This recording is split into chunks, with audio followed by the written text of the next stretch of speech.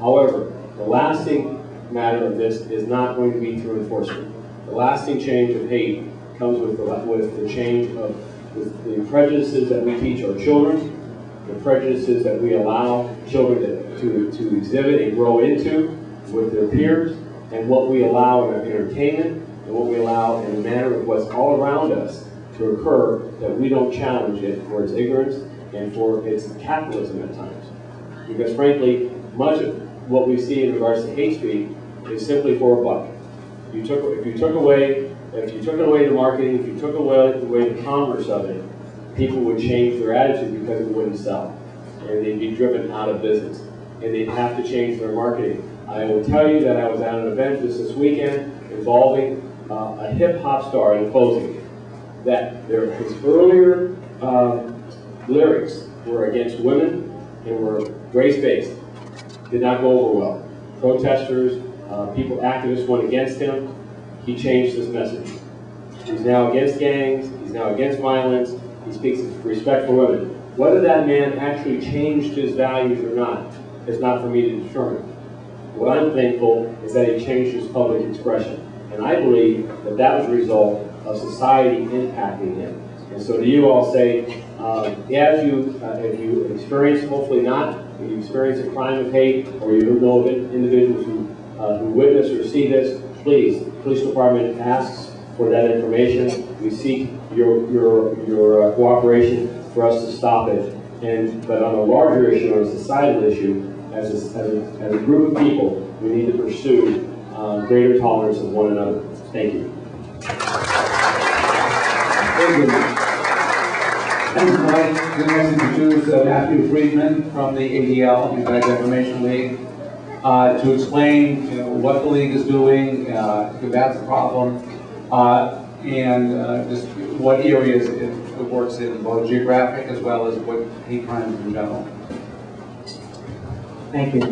First of all, again, I'd just like to thank Richard and Jules and the Sherman Oaks Homeowners Association for inviting me to come speak with you tonight.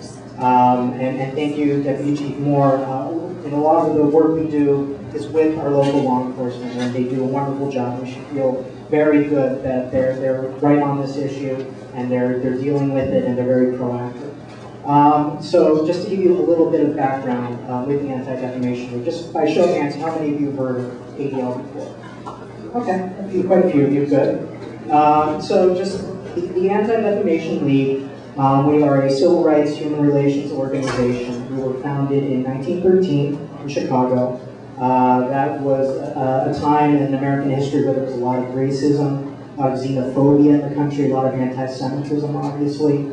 It was in this atmosphere that a group of people in the Jewish community in Chicago decided to form an organization to combat hate.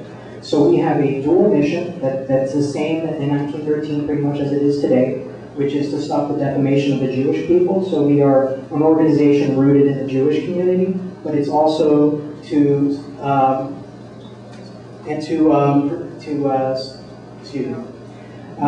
the defamation of the Jewish people and to secure justice and fair treatment for all people. So part of our mission is to serve the Jewish community. The other part is also to serve the general community, because we understand that when one group is targeted, then all other groups can also be targeted. So a little bit about what we do in terms of hate crimes. The Anti-Defamation League, we have about 30 offices across the country. One of our largest offices is here in LA.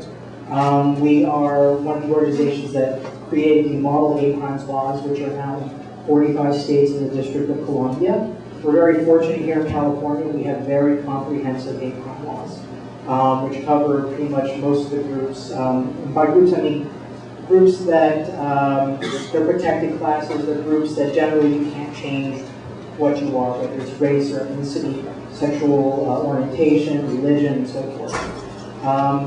So we do, as I mentioned, a lot of work with law enforcement. We do a lot of training for law enforcement here in Southern California, across the country, here in LA with LAPD, FBI, ATF, Sheriff's Department, about what are hate crimes versus hate incidents, which I can explain a little bit later on. How to respond to them, how to respond to the victims, why hate crimes are, why there are specific hate crime laws, versus other crimes. So we do a lot of work with law enforcement. We also do a lot of work with our local government, the city level, county, the state, as well as nationally with the federal government, trying to make sure that there are adequate hate crime laws and adequate protections out there for all people. We also do, that's part of what we do is obviously reactive. So if people hear about hate crimes or hate incidents, so for it to be a hate crime, first of all, it has to be a crime. So I can call anyone any name I want. That's not a crime, that's a hate incident. There's nothing criminal. We do track those. So when things like that happen, with anti-Semitic incidents, for example, we encourage people to contact us to let us know because we do track these every year. And again, these are non-scientific, but it gives you just a general trend of if there's an increase or a decrease, and we do follow those things. We also work with LA County Commission on Human Relations. They have something called the Hate Crime Victim Assistance and Advocacy Initiative. So we're one of 7 organizations that work through the county responding to people who are victims of hate crimes or hate incidents in many cases, helping them out, giving them resources. Part of that is also educating the larger community, like you folks here tonight, about what are hate crimes, why you should report them, why they are significant. So we work with the county, we work with local government, law enforcement. Again, a lot of this is reactive when people come to us. We also do a lot of proactive work because I think Deputy Chief Moore touched on this. People aren't born hating. People learn to hate. And just as they learn to hate from their environment, from their parents, from their peers, they can also be taught, they can unlearn hate. So we have a lot of educational programs that we do at ADL. One of them is called the World of Difference. Some of you may have heard of that. We go into a lot of different schools in the area, in the valley, in the city, and so forth.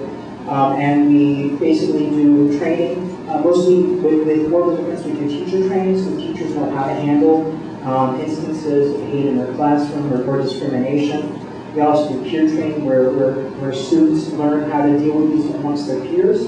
We start as low as preschool. We have a preschool program, which is, this is very basic stuff. We're not talking about just learning the differences are okay and things like that. The school level, we work in the college and something called the campus of difference. We also do work in the workplace of difference, like diversity training, things like that. So education is extremely important for combating hate, and it's something that we do a lot of work on. I myself do a lot of Holocaust education here in the community, because that's sort of the extreme example of what can happen when hate runs rampant. So we try to teach people about that and how to combat, denial and just make sure that people are sensitive to one another and see each other as human beings, which is something that oftentimes is a trigger for why there's hate between different people. Here in the Valley, there have been a few hate crimes and hate incidents the past year or so. I think most of you might be aware there was some swastikas on the door of Councilmember Jack Weiss's office last May. In Encino, at the beginning of the year, there was some graffiti, anti-Jewish graffiti. A month later, there was an attempted arson at the Bernard Milton Jewish Community Campus in West Hills. So there are things that obviously, and most recently in April, there was an Orthodox Jewish gentleman who was walking around his neighborhood in North Hollywood. Some guys got out of the car, beat him up, and called him ethnic Jew, dirty Jew, and so forth. So these are obviously of concern to us, because we know it can start at a very small level and it can quickly escalate. But again, fortunately, we've had very great responses from law enforcement, from city government, from Dennis Zion's office, from Lee Gruel's office, Jeff Weiss's office, LAPD, ATF, FBI, again, on all these cases. There are a lot of reward money that has been offered, a lot of support, a lot of investigation. So we feel very good and very fortunate that we live in a community that responds to these issues very well, but it's just important that people are aware of them. If something happens to, please, obviously report it to law enforcement, but you can also let groups like ADL and other organizations in our community that work on these issues know about them, because again, we do track them. We're looking for trends. We can